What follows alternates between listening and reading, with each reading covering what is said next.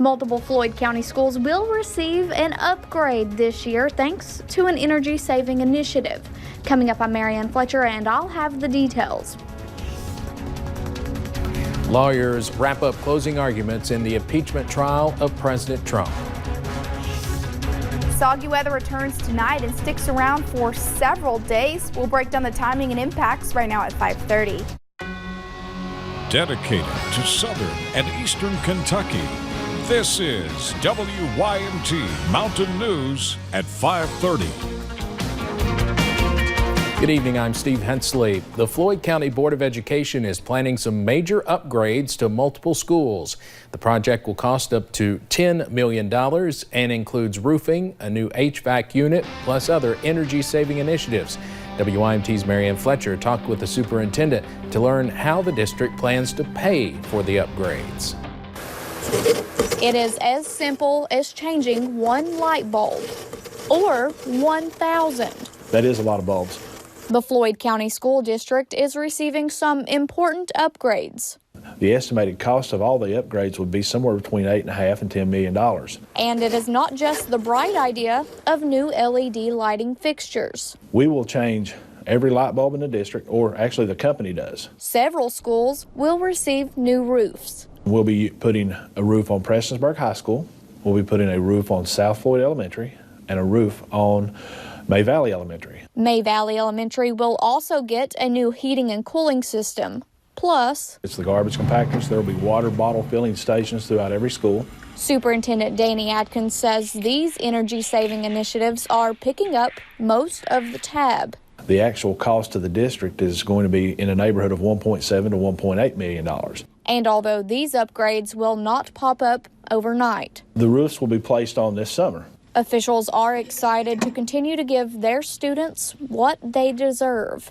In Floyd County, Marianne Fletcher, WYMT Mountain News. Superintendent Danny Adkins says if these energy-saving initiatives have not saved enough to pay the bill, then a company pays the difference. You only have a couple of more hours to get out and enjoy the very warm and nice weather we've seen today. We saw that yesterday too, but clouds have been increasing, which means rain's on the way as we head into the next several days. Looking along Interstate 75 in London, you can see those partly to mostly cloudy skies, and looking on top of Buffalo Mountain, we're seeing that thicker cloud cover now starting to move into the area. But those temperatures have been that main story for today. Upper 60s for a lot of us right now. You can see those lower 60s in Pikeville and Harlan, 50s in Wise. Still feeling great out there. I think some of us even got into the 70s for today, feeling a lot more like April in February. Now for tonight, we'll continue that warming trend, those lower 50s, but we will see those rain chances increase tonight. And as we head into the next several days, we'll be talking rain, mild temperatures, and snow coming up in that full 7-day forecast. I'll have more details on that in just a little bit. All right. Thank you, Paige. The closing arguments in the Senate impeachment trial have wrapped up nearly a month and a half after the House voted to impeach President Trump on charges of abuse of power and obstruction of Congress.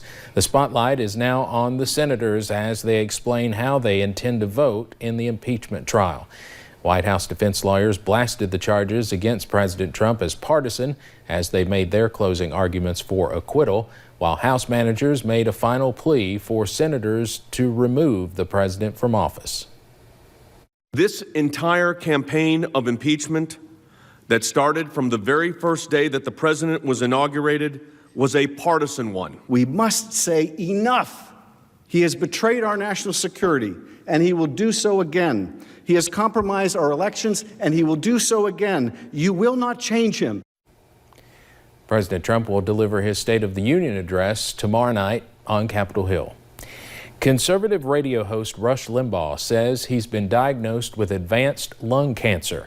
Addressing listeners on his program today, Limbaugh said he will take some days off for further medical tests and to determine treatment. He'd been experiencing shortness of breath that he initially thought might be heart-related, but it turned out to be a pulmonary malignancy.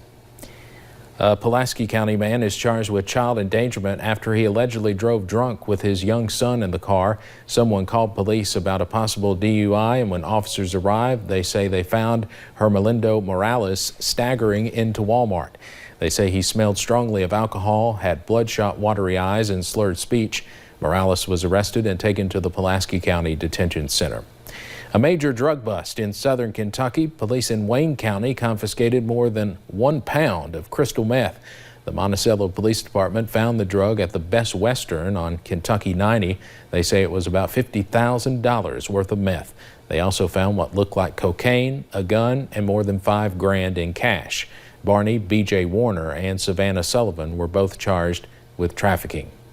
Police say 2 people have died following a shooting at a Texas university. It happened this afternoon at Texas A&M University Commerce. Officials say a gunman opened fire inside a residence hall. 3 people were shot, 2 died. The 3rd was taken to the hospital. The university canceled classes for the day. Authorities have not said whether a suspect is in custody. In the wake of the Black Jewel saga here in eastern Kentucky, a Wyoming legislative committee endorsed 2 measures to help workers recover wages from bankrupt coal companies. Neither, however, would allow the state to sue on their behalf.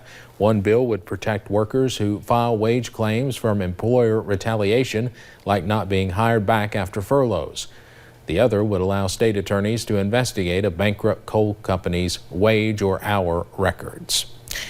It is Black History Month, and Lexington is looking back in an interesting way. At the library downtown, there are 2 new exhibits that tell the history of African American jockeys in the Commonwealth. One in particular, The Colors of Silk, tells the story of jockeys sometimes seen as an overlooked part of the Commonwealth's equestrian history. It's a beautiful story when you really, dig deep and unearth some of the names and the faces and the people who've, again, helped bring our signature industry to global prominence, if you will. Later this year, 15 plaques will go up on the Legacy Trail commemorating African American jockeys. Coming up on Mountain News at 5:30, the Iowa caucus, the impeachment trial, and the State of the Union. We have a lot to talk about tonight with national political analyst Greta Van Susteren. We'll interview her live from Des Moines.